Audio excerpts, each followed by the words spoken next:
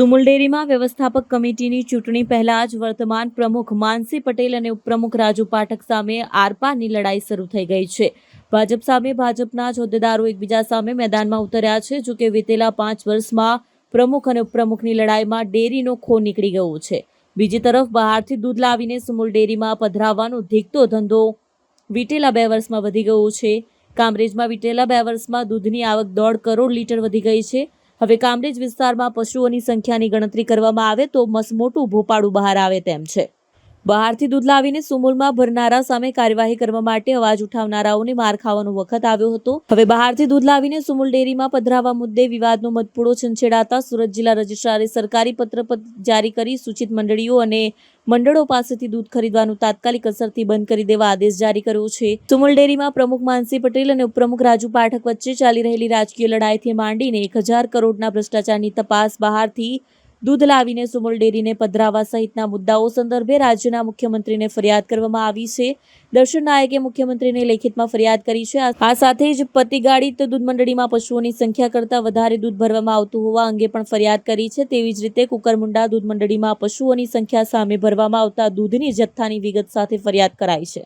સુરત અને તાપી જિલ્લાના 2.5 લાખ પશુપાલકોને રોજગારી આપવાનું કામ સુમુલ ડેરી કરી રહી છે।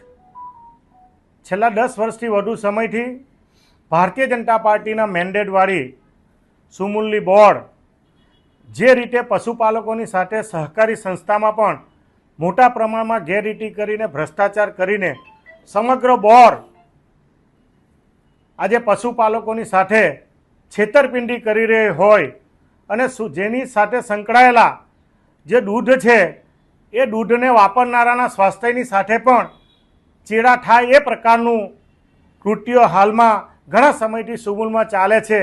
એ પ્રકારનો પુરાવો આજે માન્ય રજિસ્ટ્રાર દ્વારા રાજ્ય રજિસ્ટ્રારે જિલ્લા રજિસ્ટ્રારને પત્ર લખીને તાત્કાલિક અસરથી જે સુમુલની સાથે સંકળાયેલી જે સહકારી મંડળીઓ છે એ મંડળીઓ મારફત જ દૂધ લેવામાં આવતું હોય છે અને એને ચીલિંગ કરીને જે લોકો છે દૂધ છે, માખણ છે, ઘી છે કે આ તમામ પ્રકારનું વેચાણ આ શુદ્ધ દૂધમાંથી કરવામાં આવતું હોય છે।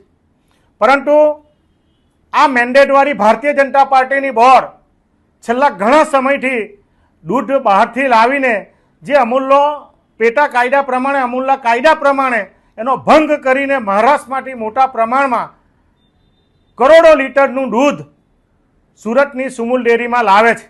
એની કેટલા પ્રકારની ગુણવત્તા છે, કેટલા ફેટનું દૂધ છે, એ કોણ લાવે છે, કયા ડિરેક્ટરની મંડળીમાં આવે છે અને એનાથી કોને મોટા પ્રમાણનો ફાયદો થાય એ પ્રકારનું કૃત્ય અને ભ્રષ્ટાચાર કરવાનું કામ આ સુમુલની સાથે સંકળાયેલા ડિરેક્ટરો કરે છે।